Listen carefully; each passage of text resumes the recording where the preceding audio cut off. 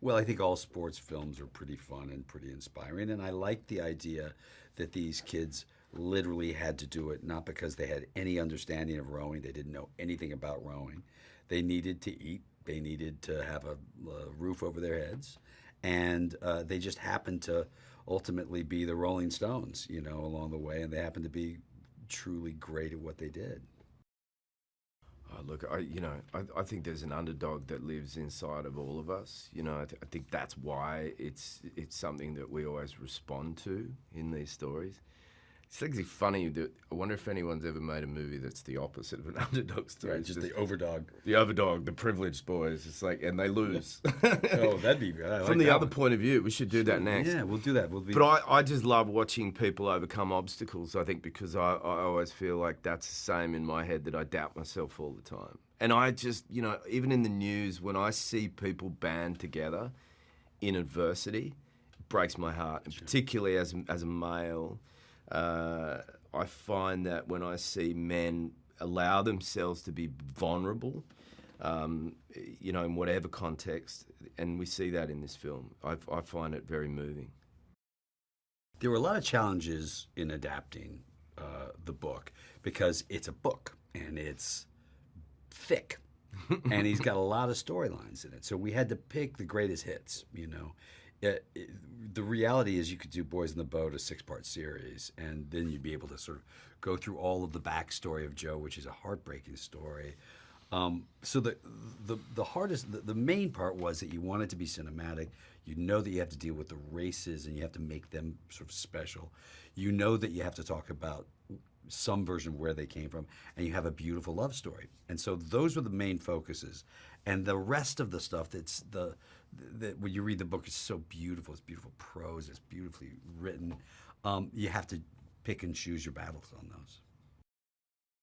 Coach Ulbrickson is like daddy to all the boys. I mean, and I say that, a little facetiously, but the idea that I always feel like coaches are parental figures. They're there to sort of guide, which is what parents should be doing, and and get frustrated along the way. And the best coaches to me always look deeply frustrated, and it's because they care, and so to me, he's this guy that we meet who sees the kind of building of a new team, a junior varsity team, as a sort of a set of numbers and statistics and heights of boys and where they fit in a boat, like it's a statistics game, and then evolves towards the end of that season, like he must with all the different teams, to get to see the brains and personalities and the individuality of all of those boys. And I like that evolution in him as a little arc.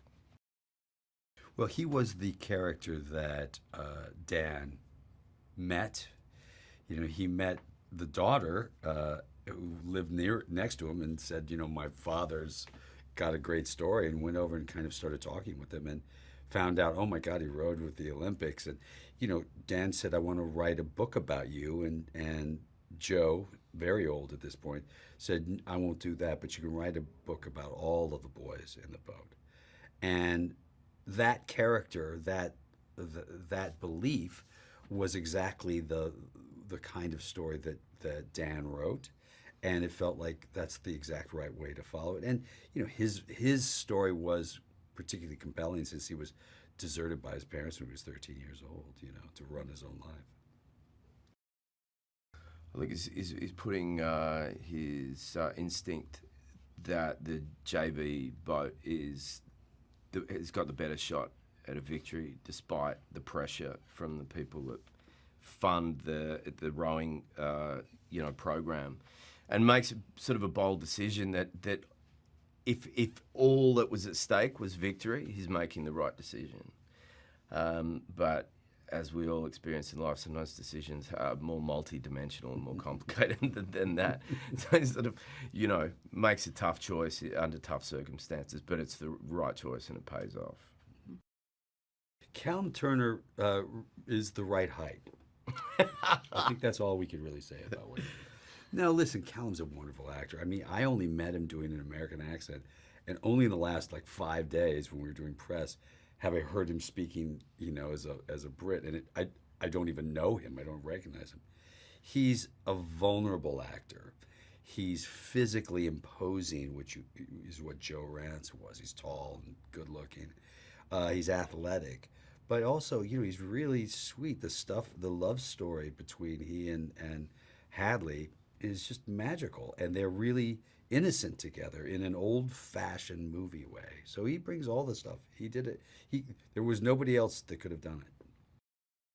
There's not a big wealth of information about Ulbrickson that exists. There's no, it's a few decades too long gone for us to have a lot of audio or newsreel footage of him. There's pictures and but it's really, the beautiful book that Daniel's written is really everything. And then then at some point the script becomes the foundation of everything you need to build.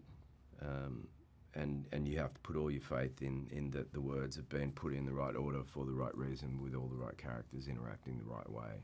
Yeah. The risks are enormous, and in real life, Al Ulbrickson took a gigantic risk because, they didn't want him to do that. The seniors were actually a pretty good rowing team, but he felt like if they were gonna get to Germany, the only team that could actually win in Germany was the JV, the younger team, the inexperienced team.